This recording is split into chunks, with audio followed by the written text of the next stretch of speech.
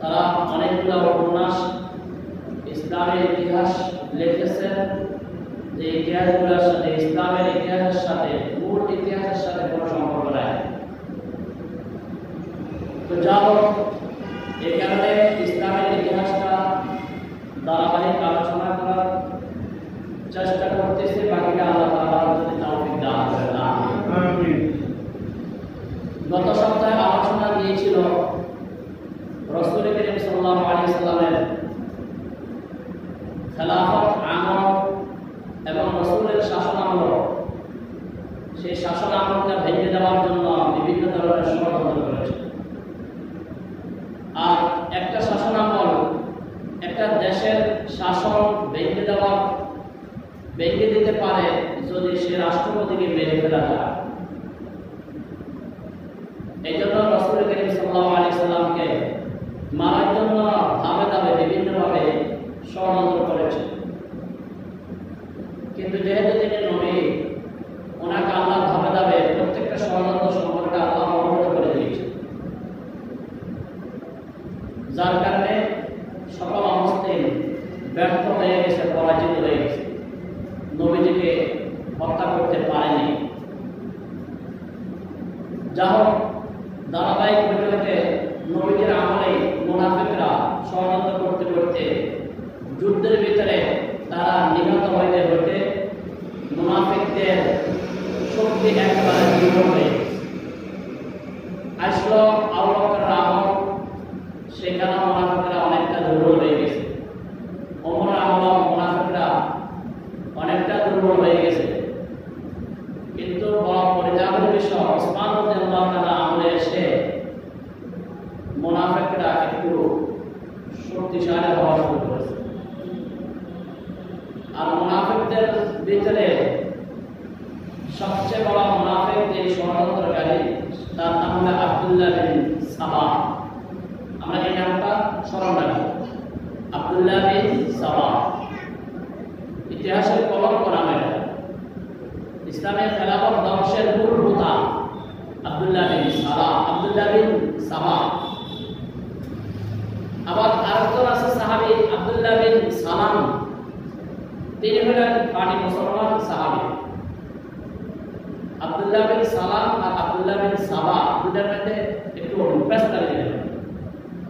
আব্দুল্লাহ বিন সাবা হলো ইসলামী খেলাফত ধ্বংসের মূল হোতা। এই মূল হোতা হযরত ওসমান রাদিয়াল্লাহু তাআলার শাসন আমলে যখন দেখলো যে দলে দলে মুসলমান হয়েছে, তখন সেই আব্দুল্লাহ বিন সাবা সেই ইয়ামানের বাসিন্দা, ইয়ামান থেকে এসে মুসলমান হল, কালেমার দাওয়াত গ্রহণ করল। এটা হলো তার বাহ্যিক মুসলমানি, আভ্যন্তরীণ হলো মুনাফিকি। ইসলামী খেলাফত বা মুসলমানদেরকে ধ্বংস করতে হলে ইহুদি পোশাক পরিধান করে ধ্বংস করা সম্ভব নয়, মুসলিম পোশাক পরিধান করেই ধ্বংস করা সম্ভব, যেটা আজকে বিশ্বের ভিতরে তাই হয়েছে। সারা বিশ্বে মুনাফিকদের কারণে ইসলামী রাষ্ট্র বাস্তবায়ন হওয়া সম্ভব হয়ে গেছে না। অল মুসলিম রাষ্ট্রগুলা বেশিরভাগ মুনাফিক, বেশিরভাগ মুসলমানদের ভিতরে বেশিরভাগ মুনাফিক থাকার কারণে ইসলামী রাষ্ট্রে কোরআনে আইন বাস্তবায়ন করা সম্ভব হয়ে গেছে না। যদি মুনাফিক না থাকতো, ইসলামী আইন বাস্তবায়ন করা সহজ হয়ে যেত।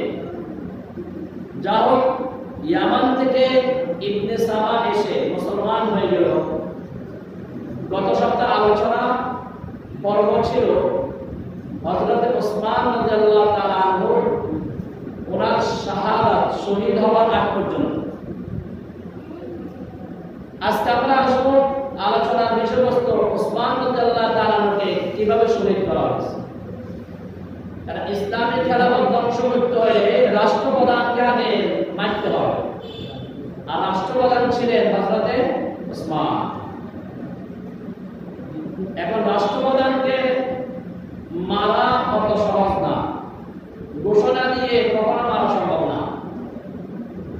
কারণ রাষ্ট্রপ্রধান হযরত ওসমান বিভিন্ন জেলাতে, বিভিন্ন দেশে 47টা রাষ্ট্রে তদন্ত কমিটি পাঠিয়ে রিপোর্ট নিলেন যে ওনার বিপক্ষে কোনো ব্যক্তি নাই। সুতরাং আব্দুল্লাহ বিন সাবা যতই ষড়যন্ত্র করো, খাঁটি মুসলমান সবাই যেহেতু আমার পক্ষে, কেউ আমার কোনো দোষ উল্লেখ করতে পারেনি, তাহলে তার ষড়যন্ত্রের দ্বারা কিছুই করতে পারবে না। এই নির্ভরশীল হইয়া তিনি খেলাফত রাষ্ট্র চালাইতেছেন।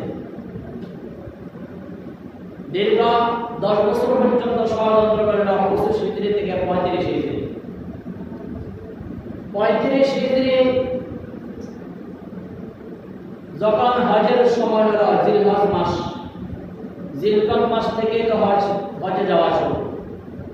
সাহাবায়ে কেরাম মদিনাবাসী যখন অনেকে হজে চলে গেছেন, তখন আব্দুল্লাহ বিন সাবা চিন্তা করল, এখন তো মদিনা জনমানব শূন্য, এই সুযোগে ওসমানকে হত্যা করা সম্ভব না। কারণ পুরুষ সাহাবী তেমন একটা নাই। উল্লেখযোগ্য সাহাবীদের ভিতরে 35 হিজরিতে হযরত ওসমান রাদিয়াল্লাহু তাআলা পাহারায় নিযুক্ত ছিলেন আব্দুল্লাহ বিন ওমর, এবং না, ওনার পাহারায় নিযুক্ত ছিলেন হযরত হাসান এবং হযরত হুসাইন রাদিয়াল্লাহু আনহুমা। আর মদিনার ভিতরে অবস্থানকারী যারা ছিলেন, তাদের মধ্যে থেকে উল্লেখযোগ্য সাহাবী ছিলেন আব্দুল্লাহ বিন ওমর এবং জুবাইর রাদিয়াল্লাহু তাআলা, যে দুইজন সাহাবীও 10 জন সাহাবীর অন্তর্ভুক্ত, 10 জনের 2 জন। আর বাকিরা ছোটখাটো সাহাবী ছিলেন অথবা সাধারণ মুসলমান ছিলেন, যাদের ঈমানের দুর্বলতা ছিল, নতুন নতুন মুসলমান ছিল। বলিষ্ঠ মুসলমান শক্তিশালী ইমানদার যারা, তারা সবাই হজে চলে গেছে। তাই আব্দুল্লাহ বিন সাবা চিন্তা করল, এবার মদিনাকে আক্রমণ করা যাক। এই ভেবে সেই 3 দিক থেকে তার বাহিনী নিয়ে আসছে। মিশর, বসরা, কুফা, এই 3 দেশ থেকে 3 বাহিনী নিয়ে মদিনাকে ঘেরাও করার চিন্তা করে আসছে। তারিখটা ছিল 18 জিলকদ 35 হিজরি।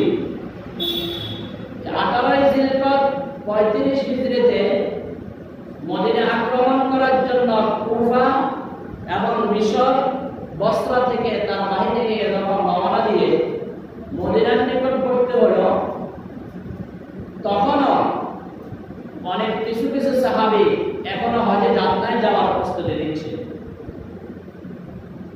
যখন তাদের থেকে হযরত তালহা, হযরত জুবাইর, হযরত আব্দুল্লাহ বিন ওমর এনাদের থেকে যখন মদিনা ঢোকার অনুমতি চেয়েছিল ইবনে সাবা, তখন পরিষ্কারভাবে তারা বলে দিয়েছে, না, তোমরা তো সাবাই গ্রুপ, তোমরা তো হলো খারিজি সম্প্রদায়, যে খারিজি সম্প্রদায় সম্পর্কে আল্লাহ নবী ভবিষ্যৎবাণী করে গিয়েছে, সুতরাং তোমাদেরকে মদিনা ঢুকতে দেওয়া হবে না। এই ঘোষণা দেওয়ার পরে তারা সেখানে অবস্থান করতেছিল, আর এদিক দিয়ে সাহাবায়ে কেরাম আস্তে আস্তে হজে চলে যাইতেছিল। যখন তারা টের পাইল যে অনেকটাই জনমানব শূন্য হয়ে গেছে, এখন এবার আক্রমণ করা যায়। আর আক্রমণের সিদ্ধান্ত যখন নিয়েছে, এই আক্রমণের খবরটা কুফা এবং বসরা সিরিয়াতে পৌঁছে গেছে। সেই কুফা, বসরা, সিরিয়া থেকে 3 দেশ থেকে মুসলমানদের 3 দল বাহিনী ইবনে সাবার গ্রুপের উপর আক্রমণ করার জন্য, তাদেরকে প্রতিহত করার জন্য, মদিনাকে রক্ষা করার জন্য তারা সেখান থেকে রওনা দিয়েছে। এনারা যখন কুফা, বসরা, সিরিয়া থেকে যখন রওনা দিয়েছেন, এদিক দিয়ে তাদের আসার সংবাদটুকু ইবনে সাবা পেয়ে গেছে। সেই তখন সিদ্ধান্ত নিলে তার 13 জন সদস্য সহ, যে তারা যদি আসে আমাদের আর রক্ষা নাই, কারণ তাদের দল অনেক বড়। সুতরাং তারা তাদের আগমনের পূর্বেই কাজ সমাধান করে দিতে হবে। নাউযুবিল্লাহ। এই সিদ্ধান্ত তারা উপনীত হইয়া ইবনে সাবা সর্বপ্রথম এসে হযরত ওসমান রাদিয়াল্লাহু তাআলা আনহুর বাসভবন ঘেরাও করলেন, রাজ দরবার ঘেরাও করে দিলেন। ওনার যেখানে থাকতেন সেটা পুরাটা ঘেরাও করে দিলেন। ঘেরাও করে যখন দেখলো যে মূল গেটে পাহারা নিযুক্ত আছে হযরত হাসান হযরত হুসাইন রাদিয়াল্লাহু আনহুমা, সুতরাং এদেরকে দিয়ে ঘরে ঢোকা সম্ভব না। পিছন দিয়ে একটু খালি জায়গা ছিল, আব্দুল্লাহ বিন সাবা তার দলের লোকেরা পিছন দিয়ে ঘরে ঢুকে গেল। ঘরে যখন ঢুকলো, কয়েকদিন যাবত, প্রথমে 3-4 দিন যাবত ঘেরাও অবস্থা ছিলেন। এই ঘেরাও অবস্থা যখন ছিলেন, তারা এই দিক দিয়ে একটা কাজ করেছে, হযরত ওসমানের বাসভবনের পানির লাইন বন্ধ করে দিয়েছে। তাদের ওনার খাদ্য আমদানি রপ্তানির সব ব্যবস্থা বন্ধ করে দিয়েছে। এদিক দিয়ে হযরত ওসমান রাদিয়াল্লাহু তাআলা যখন 2-3 দিন যাবত পানি পাইতেছে না, পানির তৃষ্ণায় উনি কাতর হয়ে আছেন। আর এদেরকে বারবার বলে দিচ্ছিলেন তোমরা সতর্ক হও, ইসলামী খেলাফত ধ্বংস তোমরা করবা না, তাহলে বড় অভিশাপ তোমাদের উপর পড়বে। কিন্তু উনি তো একা, কত করবেন যুদ্ধ, কত বুঝেবে, ওনার কোনো বুঝ তাদের কানে তারা কর্ণপাত করেনি। তাই ওই এক রাত্রিতে উনি যখন ঘুমিয়েছিলেন, রাসূল করিম সাল্লাল্লাহু আলাইহি সাল্লামকে তিনি স্বপ্নে দেখলেন। সুবহানাল্লাহ। হযরত ওসমান বলেন, আমি আজকে রাতে নবীজিকে স্বপ্নে দেখলাম, উনি আমাকে জিজ্ঞেস করতেছেন, হে ওসমান, তোমাকে মুনাফিকরা তোমার খানা এবং পানি বন্ধ করে দিয়েছে, তুমি কষ্ট পাইতেছ? ওসমান বললেন, ইয়া রাসূলুল্লাহ, ইয়া হাবিবাল্লাহ। হযরত ওসমান বললেন যে সাথে সাথে রাসূল করিম সাল্লাল্লাহু আলাইহি সাল্লাম আমাকে একটা পাত্রে করে অনেকগুলা পানি দিয়েছেন, আমি সেই পানি পান করে আমি তৃষ্ণা মিটিয়ে গেল। সুবহানাল্লাহ। ঘুম থেকে জাগার পরে আমার আর তৃষ্ণা ছিল না, আমার পিপাসা দূর হয়ে গেছে। সুবহানাল্লাহ। যা হোক, এভাবে কয়েকদিন যাবত যখন তিনি আবদ্ধ ছিলেন, আবদ্ধ থাকাকালীন যেদিন তিনি শহীদ হয়েছেন, তার আগের দিন রাত্রে আবার নবীজিকে স্বপ্নে দেখলেন। রাসূল করিম সাল্লাল্লাহু আলাইহি সাল্লামকে স্বপ্নে দেখলেন। রাসূল ওসমান বলেন, আমি নবীজিকে স্বপ্নে দেখলাম, নবীজির সাথে আবু বকর ওমর দুজনে একসাথে বসা, তিনজন আমার এই গেট দিয়ে তিনজন ঢুকলেন। ঢুকে আমাকে জিজ্ঞাসা করলেন, ওসমান তোমার অবস্থা কি, তোমার অবস্থা? তখন ওসমান বললেন, ইয়া রাসূলুল্লাহ, ইয়া হাবিবাল্লাহ, আমি আপনার সাথে চলে যেতে চাই। রাসূল সাল্লাল্লাহু আলাইহি সাল্লাম বললেন, ওসমান, এখনো তোমার সময় হয় নাই,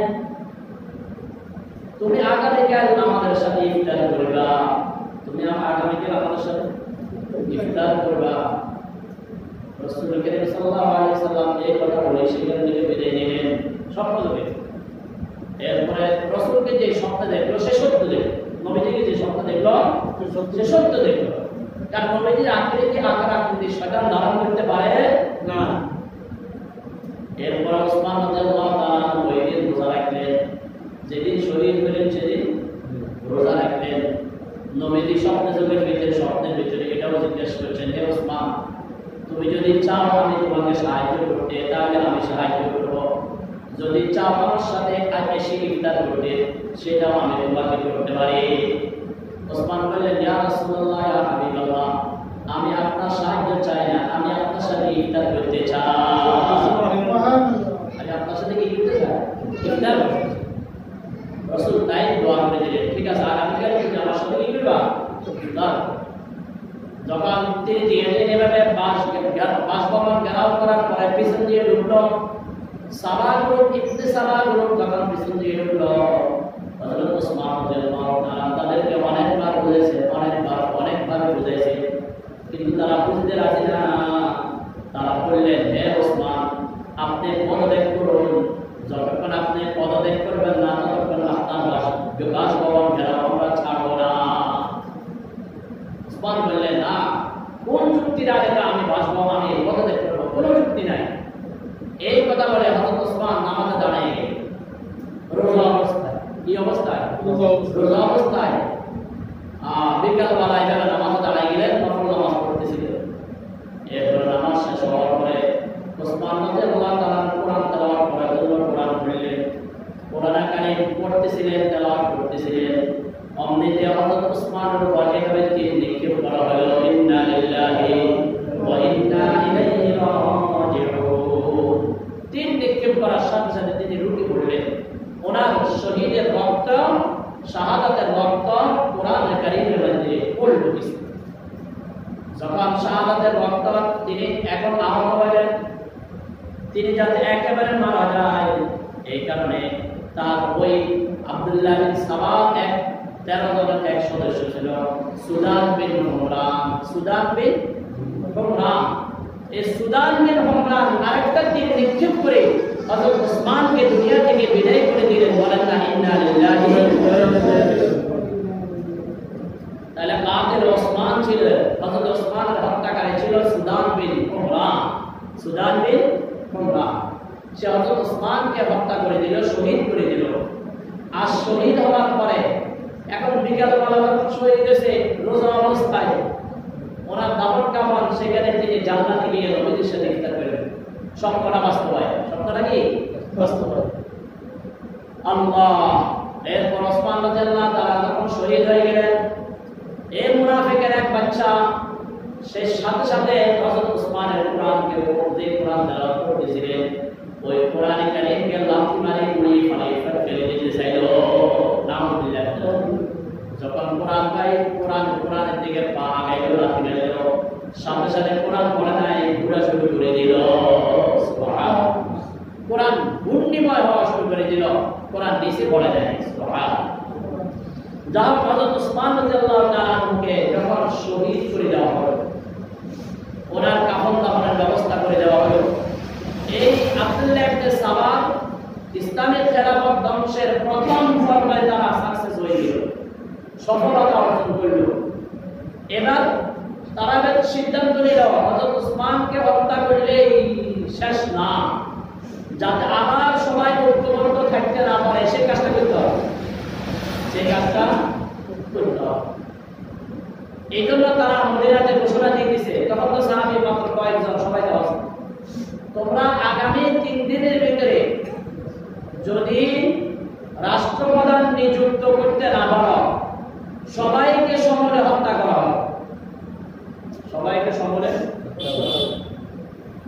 এবং এর সাথে সাথে ঘোষণা দিয়েছে, আমাদের মতামত হলো পরবর্তী রাষ্ট্রপ্রধান হবে হযরত আলী। এরপরে তারা আসলে আলীর ভক্ত ছিল না, তাদের স্বার্থ উদ্ধার করার জন্য আলীর ব্যাপারে মতামত দিয়েছে। আর এমনি ইসলামী খেলাফতের হকদার ওসমানের উপরে আলী ছিলেন। যাও হযরতে জুবাইর, হযরতে আব্দুল্লাহ বিন ওমর, এনারা যেহেতু মদিনা ছিলেন, হযরত আলী রাদিয়াল্লাহু তাআলা সহকারে আরো কয়েকজন সাধারণ মুসলমান যারা ছিল, তারা একসাথে বলে বসলেন কি করা যায়। কারণ একজন খলিফা নিযুক্ত হওয়া ছাড়া ওসমানের দাফন কারণ কিভাবে করবে।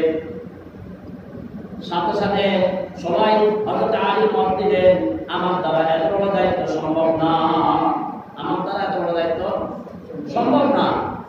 এই দায়িত্ব হকদার, এই দায়িত্ব আদায় করতে পারবে জুবাইর অথবা আব্দুল্লাহ বিন ওমর, তোমাদের দুইজনের একজন পুরা আদায় করা আমার দ্বারা সম্ভব না।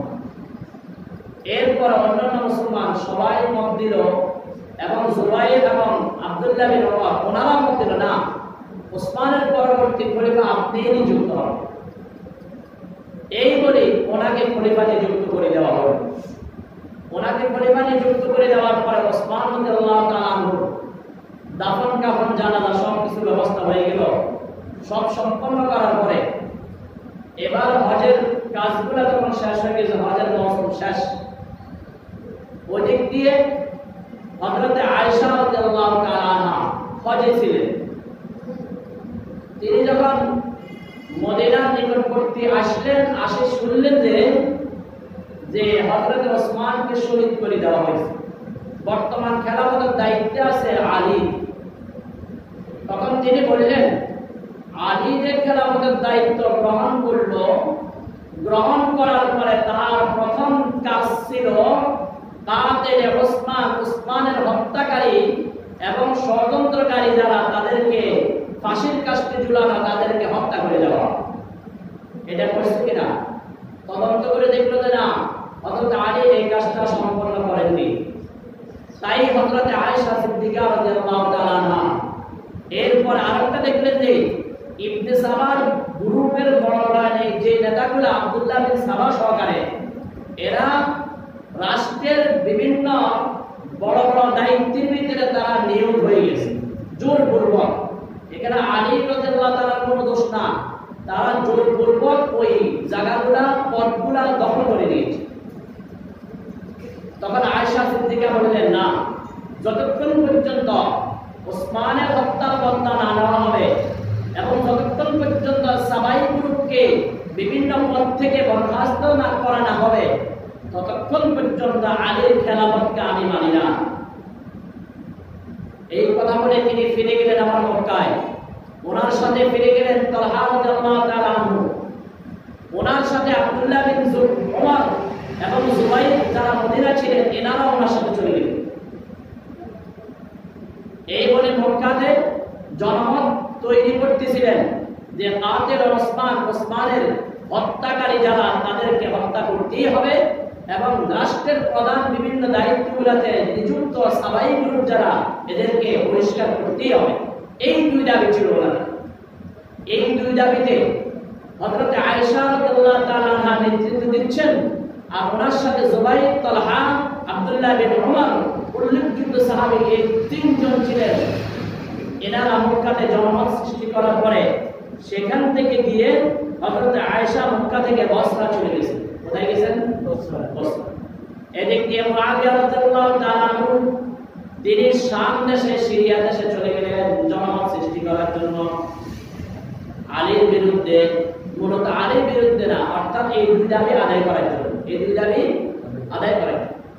হযরত আয়েশা সিদ্দিকা যখন বসরাতে যাইতেছেন, এই সংবাদ যখন হযরত আলীর কাছে পৌঁছলো, হযরত আলী রাদিয়াল্লাহু তাআলা আনহু বসরার যে প্রতিনিধি ছিল, ওই প্রতিনিধির কাছে সংবাদ পাঠালো, আয়েশা আসতেছে দল নিয়ে, তুমি যেভাবে হোক মারামারি কাটাকাটি না, তাকে আসতে দিবা না, প্রতিহত করবা, প্রতিরোধ গড়ে তুলবা, প্রতিরোধ গড়ে তুলবা। সেখানে গভর্নরের নাম ছিল ওসমান বিন হানিফ। ওসমান বিন হানিফ আরেকজন মুসলমান। সেই গভর্নর লোকজন তৈরি করলো আয়েশা রাদিয়াল্লাহু তাআলা যাতে সেখানে ঢুকতে না হয়। যা হোক, শেষ পর্যন্ত আয়েশা রাদিয়াল্লাহু সিদ্ধান্ত নিলেন, আমরা কোনো মারামারি করবো না, যে কোনো কৌশল আমরা বসরাতে ঢুকবই। শেষ পর্যন্ত হযরত আয়েশা সিদ্দিকা বসরাতে ঢুকলেন এবং বসরা শহরের উনি আগমন করি মোটামুটি ওসমান বিন হানিফের সাথে এবং আরেকজন আব্দুল্লাহ বিন সাবার যে একজন দালাল ছিল বসরাতে, সে দালালের নাম ছিল হাকিম বিন জামালা। হাকিম বিন জামালা হানিফ বিন যে খাঁটি মুসলমান ছিল, তিনি প্রতিরোধ করতে অক্ষম হয়ে ব্যর্থতা স্বীকার করার কারণে খারিজি সম্প্রদায়ের পক্ষ থেকে যে লিডার, সে প্রতিরোধ গড়ে তুলছে। প্রতিরোধ করতে গিয়ে সেখানে বেশ কিছু মুসলমানের ক্ষতি হয়ে গেছে, মোটামুটি 4-5 জন মানুষ সেখানে শহীদ হয়ে গেছে। যা হোক, শেষ পর্যন্ত হাকিম সেই পরাজিত হয়ে আয়েশা রাদিয়াল্লাহু তাআলা বিজয় লাভ করেছে, বসরা শহর দখল করে নিয়েছেন। সুবহানাল্লাহ। বসরা শহর যখন দখল করে নিলেন, হযরত ওসমানের তাদেরকে হত্যা করতেই হবে, জনমত সৃষ্টি করিয়া প্রায় 2000 লোকের মতো 1000 মানুষ হযরত আয়েশা সিদ্দিকা রাদিয়াল্লাহু তাআলা আনহা তিনি হত্যা করে ফেলেছিলেন। কতজন? 1000 মানুষ সেখানে হত্যা করেছে। যারা হযরত ওসমানের হত্যার সাথে জড়িত ছিল, এদেরকে সবাইকে হত্যা করে ফেলেছে। শুধু একটা লোককে হত্যা করতে পারে নাই, তাকে যখন হত্যা করার জন্য সামনে নিয়ে আসছে, তার পক্ষে 6000 মানুষ দাঁড়িয়ে গেছে। কত হাজার মানুষ? অর্থাৎ সাবা গ্রুপের আরো কিছু লোক, তারা এর পক্ষে দাঁড়িয়ে গেছে। এতগুলা লোক ত্যাগান দিতে না পেরে তাকে ছেড়ে দেওয়া হয়েছে। ওই দিক দিয়ে মুআবিয়া রাদিয়াল্লাহু তাআলা সিরিয়াতে জনমত সৃষ্টি করতেছেন। যখন এরপরে হযরত আলী রাদিয়াল্লাহু তাআলা যখন সম্ভব পাইলেন এই অবস্থা, উনি ঐক্যমত মুসলমানদের ভিতরে আবার ঐক্যকরণ যাতে হয়, ঐক্য গঠন করার জন্য উনি একজন প্রতিনিধি সাহাবী হযরত কাকা রাদিয়াল্লাহু তাআলা ওনাকে প্রতিনিধি করি সেখানে পাঠাইছেন হযরত আয়েশা সিদ্দিকার কাছে। হযরত আয়েশা সিদ্দিকার সাথে কথাবার্তা বললেন কাকা রাদিয়াল্লাহু তাআলা। এরপরে হযরত কাকা বললেন, ও আয়েশা, আম্মা আয়েশা, ও জুবাইর, ও তালহা, ও আব্দুল্লাহ বিন ওমর, আপনাদের দাবি কি? ওনারা বললেন আমাদের দাবি দুইটা। আমাদের দাবি কয়টা? দুইটা। এই দুইটা দাবি যদি বাস্তবায়ন যদি হযরত আলী করে তাহলে আমরা তার হাতের উপর হাত দেব, অর্থাৎ শপথ বাক্য পাঠ করব। তখন বললেন ঠিক আছে, এটা তো অবশ্যই হযরত আলী নিজে ঘোষণা দিয়েছেন, উনি এটা বাস্তবায়ন করবেনই। তবে বাস্তবায়ন করার জন্য ওনার হাতকে আপনারা শক্তিশালী করতে হবে। আপনারা কি করতে হবে? আপনারা দূরে আছেন, উনি তো এখন দুর্বল, কিভাবে বাস্তবায়ন করবেন? যেহেতু আপনারা এখন তো উনি এটা একা একা করতে পারেন না, এই কারণে দুর্বল হওয়ার কারণে। যেমন আপনারা 1000 মানুষ হত্যা করেছেন, একটা মানুষকে পারেন নাই, কেন? সেখানে আপনারা দুর্বল হয়ে গেছেন। এখানে যেভাবে আপনারা দুর্বল হয়ে গেছেন, হযরত আলী সেখানেও এখানে দুর্বল অবস্থা পড়ে আছেন, সুতরাং ওনার হাতকে শক্তিশালী করেন। হযরত আয়েশা সিদ্দিকা বলেন না, ঠিক কথা তো যুক্তিসঙ্গত কথা, তাহলে ঠিক আছে, আমরা হযরত আলীর কাছে আমরা তোমরা প্রস্তাব দাও, আমরা ঐক্যমত গঠন করবো। হযরত আলী রাদিয়াল্লাহু তাআলার কাছে এসে যখন বললেন যে হে আলী খলিফাতুল মুসলিমিন, হযরত আয়েশা এবং জুবাইর, তালহা, আব্দুল্লাহ বিন ওমর ওনারা সবাই এক